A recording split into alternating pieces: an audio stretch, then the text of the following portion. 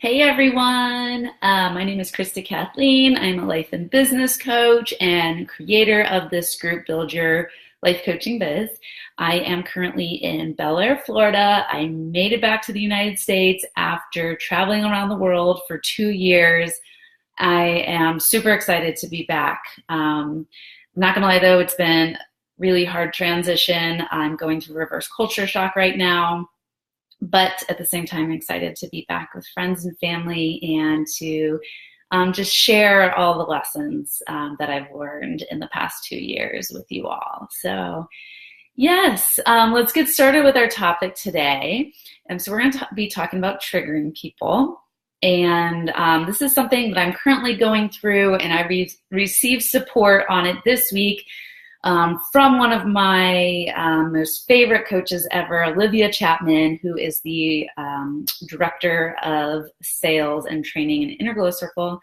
And she helped me work through this. And so I know if I'm going through this, I know that probably other coaches are going through it. And so I wanted to help you all with it as well, because if we're not trained or taught that triggering is okay, it's something that we think it's bad when it happens, and it's a good thing. So first, let's talk about what a trigger is. A trigger is an unprocessed desire. And so a trigger it can look and feel like jealousy and feel like a threat and feel like anger or avoidance. It's just like a really kind of awkward, weird feeling and energy. And life coaches are usually highly sensitive and empaths. So you're probably going to know when you trigger a person in your life or a client.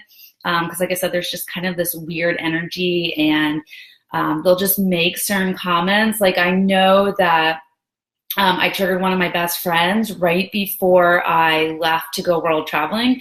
She was back in St. Louis. She was pregnant. She'd just gotten married. I had just gotten a divorce. I had gotten fired, and I was getting ready to go travel the world. And she was like, instead of being happy for me, she was like, so when do you think you're going to settle down? And there was a lot of judgment. I felt there was a lot of judgment attached with that. And of course, that could have been completely in my head. Sometimes we don't know if triggers are real. But like I said, I felt something. And so I don't want to deny that. And kind of how I'm processing it, that is I feel like she may have been jealous of kind of like, you're 30 years old and you should be settling down, and you're actually getting out, you're doing something that you probably should have been doing at 25. And maybe there was a part of her that was kind of a little fearful of getting ready to have her first child, and maybe not feeling like she could just go out and travel the world. I don't know. We really didn't have a conversation around it because I ended up leaving, unfortunately. But so that's an example of a trigger there. But yeah, so trigger means unprocessed desire, or it means that someone wants something that they feel like they don't have access to. And when that happens for people, a lot of weird stuff is going to come up. And so then we're going to probably feel like, oh my gosh, they don't like me. I did something wrong. I did something bad. And you probably didn't.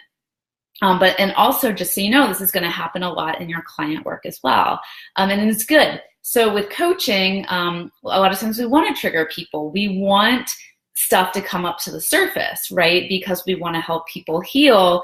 And we're taught in society that we have to just stuff our emotions away and basically be like robots with no feelings. And so in coaching, we want them to access their feelings and use their feelings as powerful guides. And with that, it's going to bring all this stuff up to the surface, including triggers. So I just want to give you permission, first of all, that if you trigger someone in your life or one of your clients, that it's okay. You're not a bad person. You didn't do anything wrong. All right, so there's that. The second, let me pull out my notes here. So again, remember, there's a possibility that's not real. It could be something that's in our head as well. So we kind of have to pause, and it may be a good opportunity to receive coaching around as well, like I did. And so Olivia asked me this question of, what are you responsible for? So if you feel like you've triggered someone, then you have to ask yourself, what are you responsible for? And when she asked me that, so there's another person in my life recently that I feel like I triggered, another coach. And I said, it made me think, and I said, okay, I'm responsible for starting a conversation with this person. And she's like, that sounds good. And because I have spent my entire life ignoring situations, and I'm a, there's a fight or flight type of response for stress. And for me, I'm a flighter. I run away. I avoid situations. I ignore them. And so I was like, I don't want to do that anymore. It doesn't feel good. It doesn't feel powerful. I don't feel like I'm showing up as a leader in my relationships. So I now determined that I am responsible for having this conversation. And so then she asked me, what do you want to happen? Right? Because we're powerful creatures and we can actually say what we want to happen. So I was like, I want to have this empowered conversation with this person, and I want us to become friends again. And I want us to be okay. And I want this weird energy to go away. And I want to know what it is that I did or said. So, that's good. It's good to know that outcome. And so then she said, so what has you not saying the thing or asking? Right? Because I could have done this a year ago, but I've been putting it off. And the people pleaser side of me is I don't want her to be angry, or I don't want her to be madder. And then she said, well, what's your relationship to feedback? And I was like, not very good.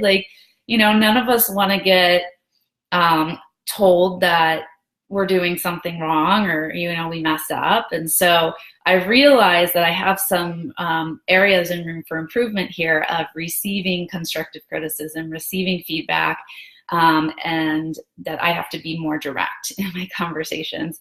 So then, so basically the reason I was not saying the thing or asking is because I didn't really want to know the answer, but I do want to know the answer. So I am going to say the thing. And so then what is the best outcome for me and for us? That was the next question she asked me.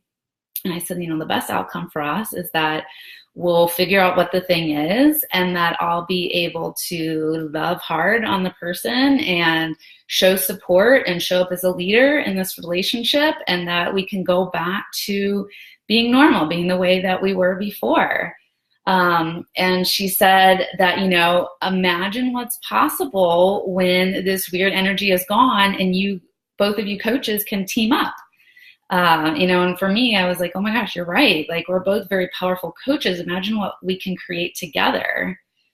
So it can be the same thing with a friend or a client. So that's why it is good to be direct with these situations and have an honest conversation with the person. And so another thing too, there could be a possibility that the person may just not like you at the end of the day. Or maybe a client doesn't like you, or, that happens sometimes. But again, we're not responsible for that. And I know that we always want to be liked.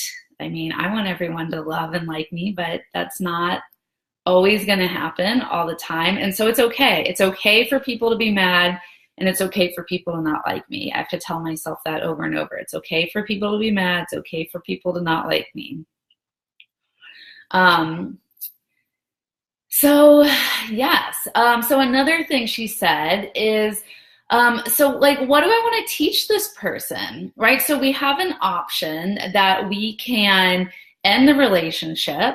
If it's just not working, not serving us, not feeling good anymore, we can end the relationship with the client or with the friend or coworker, or we can decide to fix it. And we can decide to, like I said, show up as a leader and a teacher.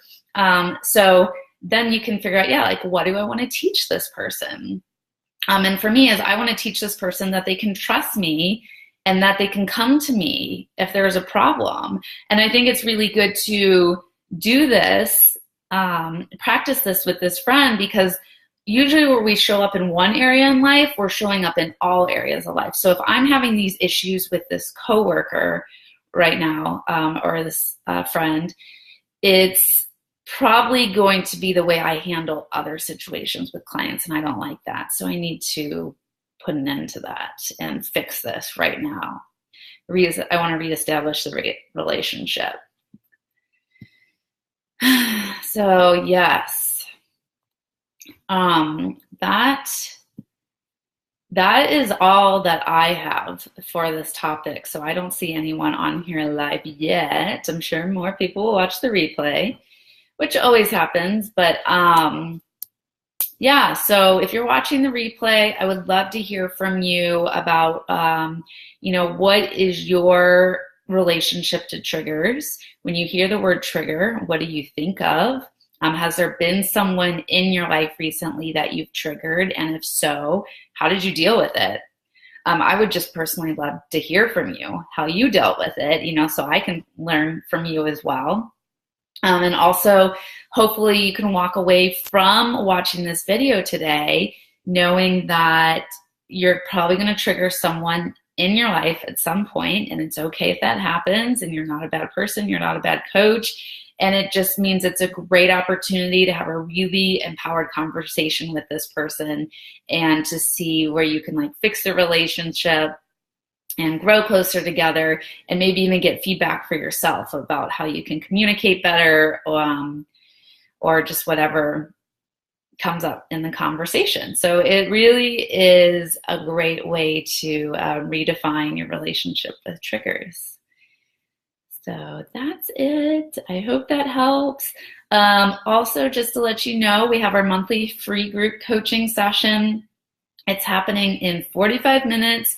Go to the events section in here, RSVP, and then the Zoom link will be in there. I would love to see you on the group coaching call and show up with a coaching request, and I can help you with anything in your coaching business right now or any personal goals that you have. And also, I have 2 spots left in my Summer Coaching Warrior program. It's going to be starting July 2nd and go through September 26th. And I already have 6 women signed up that are training to become new life coaches and consultants. Like I said, I only have 2 spots left. The early bird pricing ends this Monday, so it's going to be $2.99 a month for 3 months. And then after Monday, it goes up to $3.99 a month. And this is a great opportunity if you have been wanting to start a new life coaching business, or you've already started one, you're feeling a little lost, overwhelmed, confused, and you want support from me as a coach, and that you want to be surrounded in a positive, like-minded community with other powerful women who are working on their coaching businesses. And every week we're going to be doing new activities, new homework assignments to helping you to market and design your signature program, and to build up your online audience through a blog or a podcast or Instagram or whatever it is that you choose, and then teaching you how to set up discovery calls and coaching sessions and to get your contracts going and your scheduling link going and anything that you would need help with your coaching business. That's what I love to help people with, and that is what I'm available for. So if this is something that you're yes, I've been looking for this, feel free to comment in the link section on this video, or in the group, or you can email me at hello@KristaKathleen.com, or private message me on Facebook. So however you want to get in contact with me. But that's it. Thank you so much for being a part of this group, and thank you for the powerful work that you do in this world. Bye.